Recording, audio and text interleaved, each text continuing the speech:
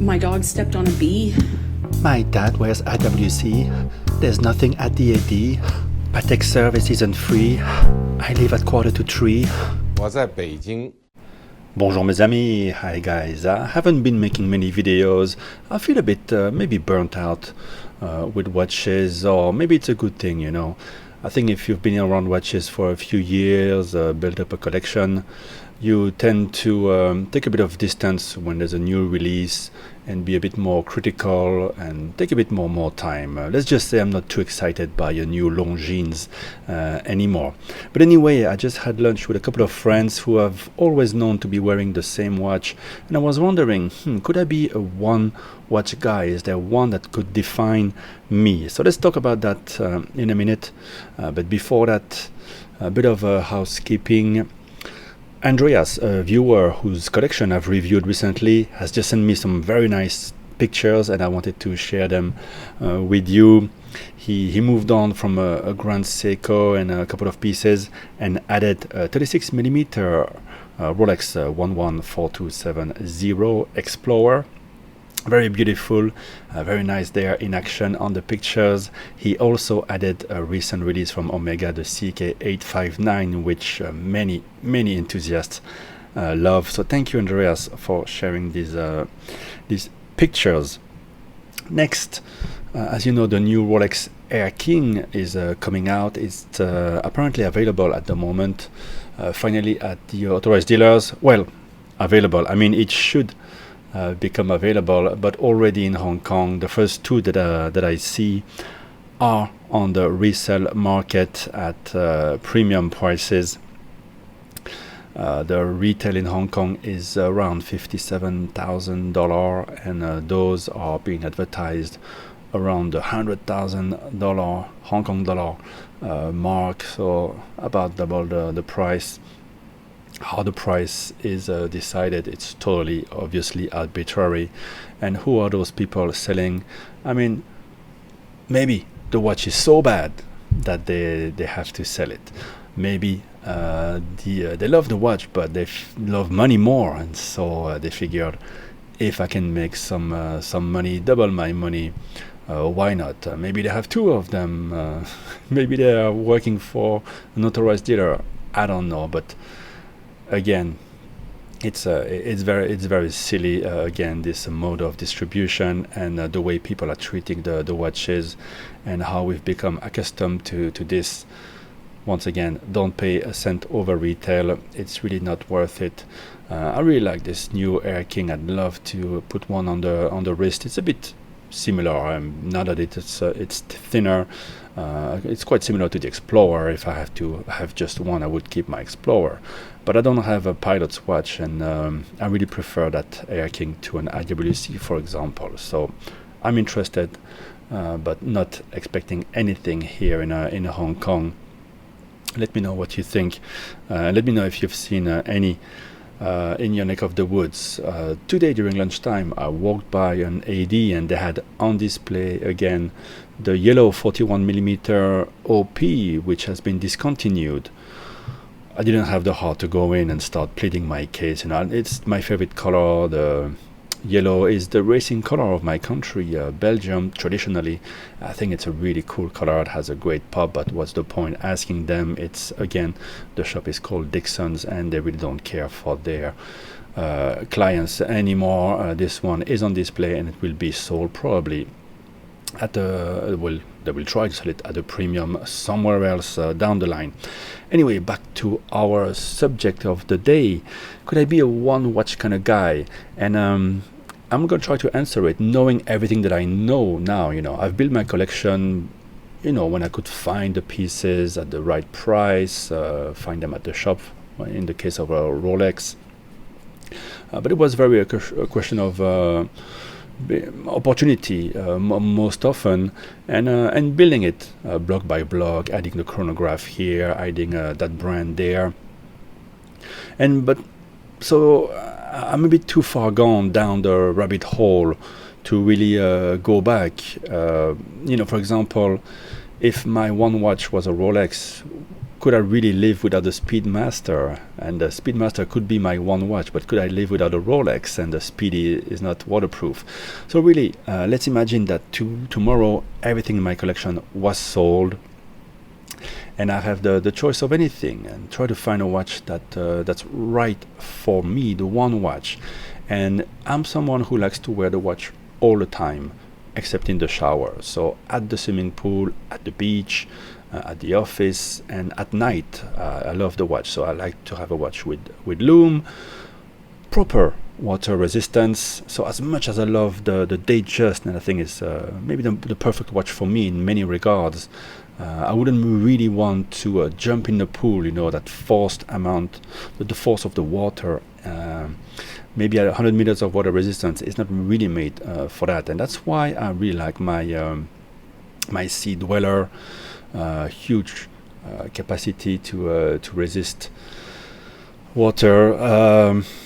And I like that the full bezel is graduated and that there's no cyclops. Really almost a perfect watch, but of course it's a bit heavier. Sometimes I'm thinking maybe every day it would not be as comfortable as a Submariner, for example. And otherwise in my collection, of course, the Explorer is the one that wears the best. Great lume. And I can do without the date because it's just so perfect. And yeah, I could be totally happy with the Explorer. But sometimes I'm thinking, if I have to restart from zero, maybe the one watch that brings it all together is the one that everybody loves, the Submariner. But I would want to have a bit of zing. So maybe the one with the green bezel would be great. The Summit, the Starbucks that's being dubbed by some lately. That would be quite nice. There's a bit of extra flair to the look. Otherwise, I would like to bring in a bit of the precious metal aspect of my Pateks, for example, into it. And so that's why I'm thinking maybe the Bluesy would be perfect, or the two-tone black dial. But I think the Bluesy would be a lot of fun. But it's very visible. I don't know if I would be comfortable traveling with it. But here in Hong Kong, yeah, I've toyed with the idea of the Bluesy. And maybe if I was to restart from zero, that would be the perfect sports watch that has a bit of zing to it, a bit of dressy qualities as well. Keeps you entertained visually, keeps you interested. Otherwise, obviously, if I sell everything, I would have a bigger budget.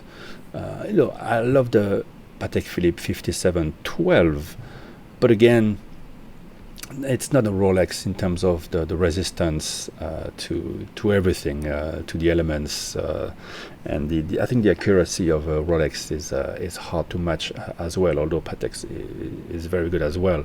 Of course, if I had the opportunity to get a 5712 at retail, I would grab it because it's such a beautiful, such an impressive watch.